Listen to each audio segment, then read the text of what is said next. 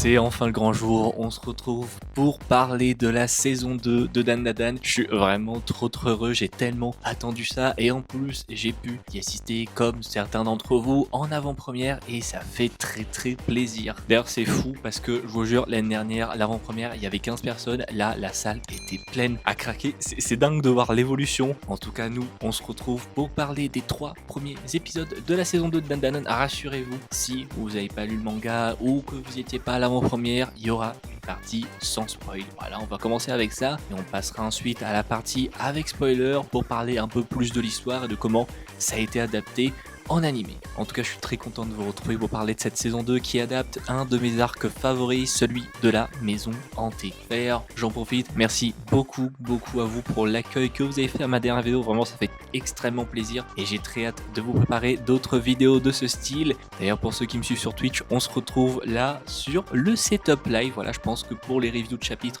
on se retrouvera, voilà, comme ça je trouve que c'est plus cosy pour parler des chapitres et j'aime bien proposer un cadre différent pour chacun de mes formats. Et donc on est parti sans plus attendre pour la critique de l'avant-première de la saison 2 de Dandadan.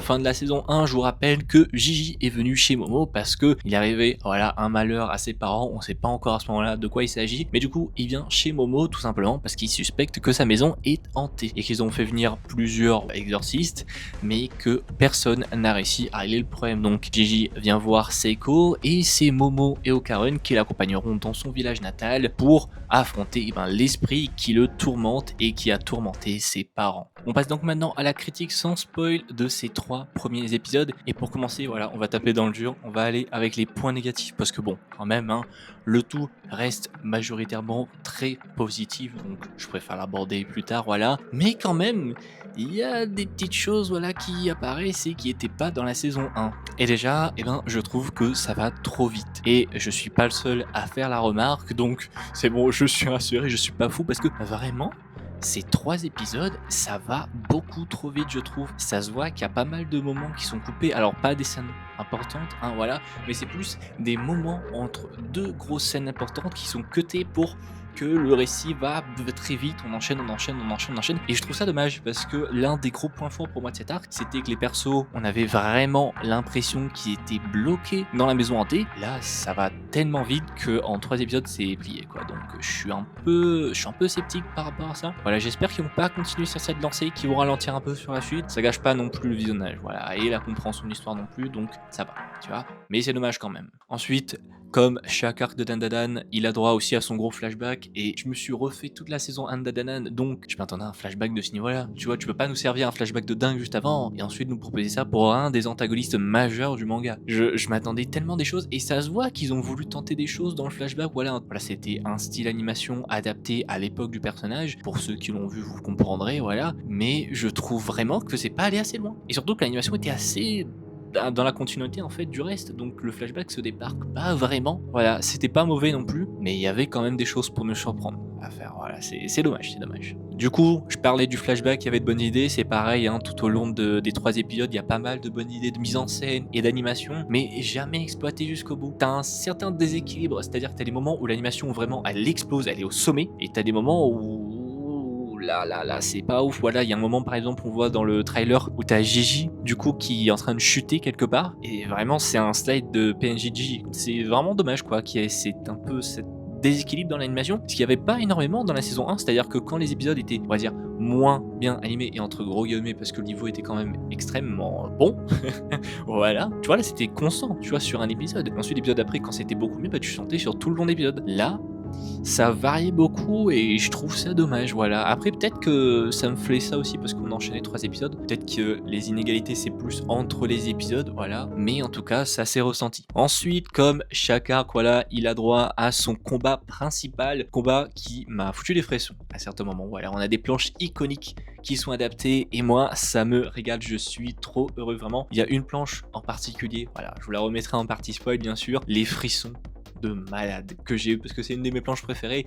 C'est pour ça qu'on en reparlera après. Mais en tout cas, il y a eu de très bonnes idées. Par contre, il y a des moments, la caméra, elle part dans tous les sens. C'est génial. Vraiment, on sent l'effet de vitesse, on sent l'angoisse aussi que crée l'antagoniste de l'arc. Hein. Bon, c'est l'œil maléfique. Hein. Voilà, l'antagoniste de l'arc, ça a été dit dans le trailer. Hein. Voilà, donc ça, je peux le dire. Voilà. Donc c'est lui l'antagoniste de l'arc. Et vraiment, il a une certaine prestance qui est renforcée par l'animation, par la mise en scène, surtout sa scène d'introduction où vraiment il déchire tout littéralement et c'est juste génial à regarder. Et en étant un très grand fan du personnage, vraiment j'ai pris mon pied. Mais je reste sur ma faim. Voilà, je vais pas mentir, je m'attendais à plus. Parce que je trouve quand même que le combat va très vite. Alors, généralement, c'est un bon point, je trouve, dans le manga, c'est-à-dire que les combats, ils sont pas non plus trop longs et ni trop courts, tu vois, il y a un bon équilibre. Là, je l'ai trouvé clairement trop court, ça va à une vitesse stratosphérique, le combat, tu clignes les yeux, le combat est fini. On le reparlera dans la partie spoil, s'il y a eu des rajouts très cool aussi, voilà. Mais je trouve qu'il aurait pu avoir encore plus pour le combat, parce que c'est un combat très important. Tu vois, l'arc de la crossoyeuse, ça monte, ça rajoute des nouvelles choses, etc. Là, ça rajoute des petites choses par-ci par-là, mais au total, ça va vite et moi je suis resté un peu sur ma faim. Voilà, j'ai eu ma dose de frisson à un moment donné, mais je reste sur ma faim. Je m'attendais à beaucoup plus. Voilà. Et ensuite, on passe au point positif parce que c'est vrai que j'ai spammé avec les points négatifs, mais je vous jure, il y a du très bon positif. Le pouvoir de l'antagoniste est montré de façon spectaculaire. Je suis très grand fan de l'œil maléfique. Je vous jure, quand il a montré son pouvoir lors de son introduction, les gars, j'étais comme un fou. J'étais là, mais non. En plus, l'animation, elle est juste exceptionnelle à ce moment-là, vraiment. Que ce soit l'animation en général, des mouvements, du pouvoir, ou même les animations faciales du personnage, et j'étais hyper impressionné. C'était très beau à voir. Et un point aussi que je devrais évoquer, c'est que ces nouvelles propositions, du coup, l'animation, c'est assez différent de ce qu'on a eu de la saison 1 et du coup ça donne encore une nouvelle identité à la saison 2 et je trouve ça très cool qu'il y ait un vrai travail autour de ça, donc ça fait extrêmement plaisir, vraiment. Je vous jure, de tout mon âme, j'ai envie d'aller revoir ça au cinéma, je vous jure. Rien que pour ce moment-là, c'était exceptionnel, j'ai très hâte de revoir ça en animé. Ensuite, je parlais de scènes rajoutées, voilà, ça on abordera plus en partie spoil, mais il y a des scènes qui ont été ajoutées qui sont vraiment très cool. Et d'un côté, ça surprend aussi les gens qui ont lu le manga, vraiment, il y a des scènes, moi j'étais bouche bée, j'étais là, oh, non, ils ont vraiment fait ça c'était vraiment cool. L'humour, pareil, hein, c'est toujours au top, ils arrivent toujours à bien balancer humour et sérieux, que ce soit dans l'animation ou dans le rythme du récit, voilà, pareil, hein, ça fait mouche, hein, toute la salle rigole, c'est toujours super, et franchement, vivre ça en salle, c'est une petite expérience en plus et ça fait vraiment kiffer. Ensuite, les nouvelles OST, oh là là là là, je vous jure, j'entendais les OST, je suis là, je pensais juste à quand la BO va être dispo partout parce que j'ai tellement hâte de me les farcir, j'ai tellement hâte de les mettre dans mes vidéos, elles sont juste incroyables les OST, et pareil, les sound design et tout, ça rajoute vraiment une pression et une angoisse au niveau de l'antagoniste surtout. Je trouve vraiment que ça participe à la présence et à l'angoisse qu'il crée. Vraiment, c'est juste super à ce niveau-là. Les doubleurs, pareil, hein, ils sont géniaux, que ce soit les originaux ou les nouveaux. Franchement, ils font hyper plaisir. Pareil, celui qui fait Evil Eye, incroyable. Hein. Et du coup, je parlais de nouvelles propositions de mise en scène. Voilà, là, à ce moment-là, au niveau du combat, ils se sont fait plaisir. Voilà, il y a vraiment des moments où ça pète de partout, c'est beau. Le jeu de lumière, c'est vrai que je m'étais plaint un peu du jeu de lumière, voilà, à certains moments de la saison 1. Là, j'ai trouvé que tout le long, c'était constant, c'était parfait, c'était super. Juste au début, voilà, c'était très pâle. Au début, j'avoue, ça m'a dérangé. Mais ensuite, quand j'ai vu, du coup, l'interview qui expliquait, du coup, pourquoi le début de l'arc était beaucoup plus pâle, je comprends mieux et j'accepte plus la proposition. Mais ça m'avait pas mal quand même dérouté par rapport à la saison 1 et par rapport à ce qu'on a appris. Et on a beaucoup blablaté hein, sur les points négatifs parce qu'on viendra plus sur les points positifs en partie spoil. Mais ce que j'ai à dire surtout, c'est que cette saison envoie du lourd et surtout, ça a toujours un grand respect pour le matériel d'origine, ça sublime aussi les meilleures planches de cet arc. Je vous jure, à un moment donné, j'ai eu des frissons, j'étais là en train de me secouer partout, c'était incroyable. Vraiment, à vivre ça au cinéma. Et c'est vrai qu'on a donné des points négatifs, voilà, parce que en même temps, je veux pas faire que le suceur. Voilà, j'adore Dandadan, je suis un énorme maxeur, mais bon, faut savoir nuancer sa critique, donc c'est pour ça que j'ai commencé avec les points négatifs, mais ça reste du très haut niveau. Franchement, ce que propose Science Arrow en termes d'animation, c'est génial, et surtout avec ces événements organisés avec ADN et avec CGR, c'est incroyable et vraiment merci à toutes les personnes qui font qu'aujourd'hui on puisse regarder Dandadan dans des conditions pareilles et que ce soit aussi qualitatif. Vraiment, le travail qui est fait derrière l'animé est exceptionnel. Et cette saison promet du lourd, j'ai hâte de voir tout le reste. Je vous jure, j'ai tellement envie de remonter dans le temps pour revivre la séance parce que c'était incroyable les frères, j'ai surkiffé et j'ai hâte du coup de vivre ça une nouvelle fois avec vous quand l'animé sortira. En tout cas, voilà pour cette partie sans spoil. Ce que je peux dire, c'est que la prochaine saison promet du lourd. Voilà, on a quelques points négatifs, mais ça ne va absolument pas gâcher la prochaine saison. Vraiment, dès que la saison 2 sort, foncez voir ça et on en parlera encore une fois sur cette chaîne. Et maintenant, voilà, si vous nous quittez ici, merci à vous d'avoir regardé la vidéo jusque-là. N'hésitez pas à lâcher votre meilleur like et un abonnement. Voilà, c'est pas déjà fait. Et on se retrouve en juillet, le 3 juillet, précisément pour la saison 2 de Dan Da Dan. C'est maintenant le moment de passer à la partie avec spoil et c'est le moment de se faire kiffer.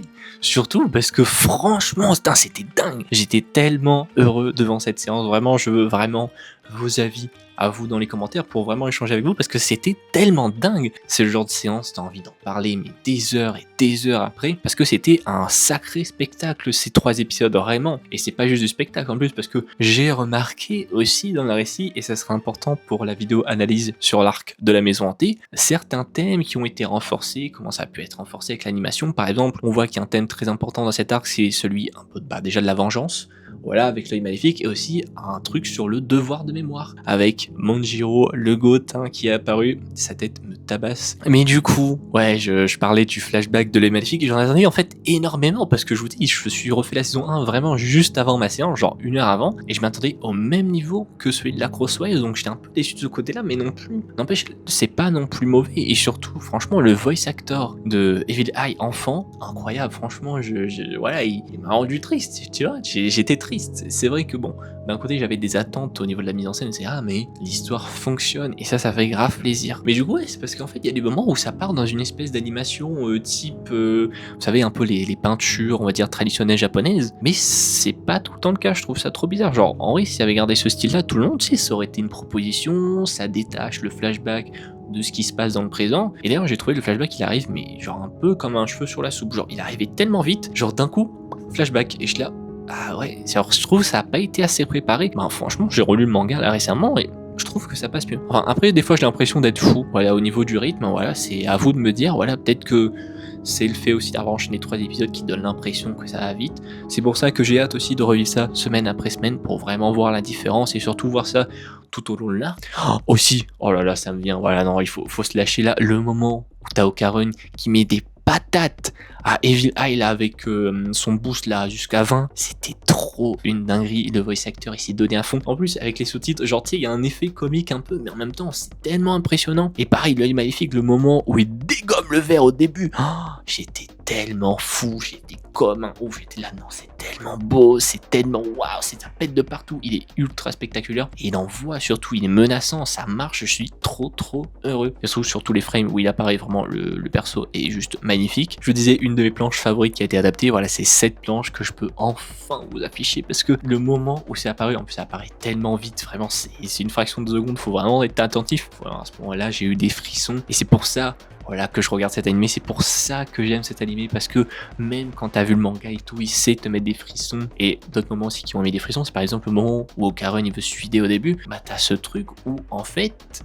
il se transforme en Meme Turbo et c'est pas du tout le cas dans le manga, tu vois. Dans le manga on passe direct au moment où il veut se tuer, là on est vraiment sur Okarun qui pète un câble et tout, et je l'ai trouvé vraiment terrifiant. Et je suis là, à un moment il y a un gros plan sur sa tête et tout, il est en train de crier et tout, et je suis là, oh, what the fuck, genre ça m'a vraiment choqué premier degré, j'avais eu des frissons et tout, je suis là, putain ça envoie du lourd quoi. Et aussi le fait que Okarun et Momo team up contre Evil Eye, ça tu vois c'est le genre de rajout qui font plaisir parce que ça renforce aussi leur relation et ce qu'ils ont pu connaître entre eux, donc vraiment ce genre de rajout, moi je dis oui et encore oui. D'ailleurs le flashback, je disais qu'il y avait des moments où c'était un peu voilà je m'attendais à plus. Par contre le moment où t'as le Evil Eye enfant qui fusionne avec l'autre gosse, ça on l'avait vu dans le trailer mais c'est tellement beau. Tu vois franchement s'il y avait un style similaire tout le long, ça aurait été dingue. Non mais j'étais content aussi d'aller le voir parce que j'étais accompagné, voilà, j'étais avec ma copine et c'était cool parce que elle aussi fan de Dan Da Dan, tu vois, mais bon c'est pas non plus une maxeuse comme moi, tu vois, qui me retape